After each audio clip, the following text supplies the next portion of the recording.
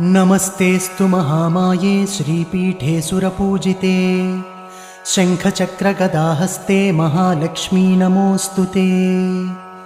नमस्ते गरुडारूढे कोलासुरभयङ्करी सर्वपापहरे देवी महालक्ष्मी नमोऽस्तु ते।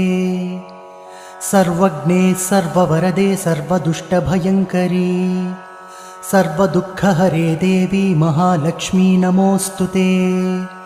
सिद्धिबुद्धिप्रदे देवी भुक्तिमुक्तिप्रदायिनी मन्त्रपूते सदा देवी महालक्ष्मी नमोऽस्तु ते। आद्यन्तरहिते देवी आदिशक्तिमहेश्वरी योगज्ञे योगसम्भूते महालक्ष्मी नमोऽस्तु ते। स्थूलसूक्ष्ममहारौद्रे महाशक्ति महोदरे महापापहरे देवी महालक्ष्मी नमोऽस्तु ते।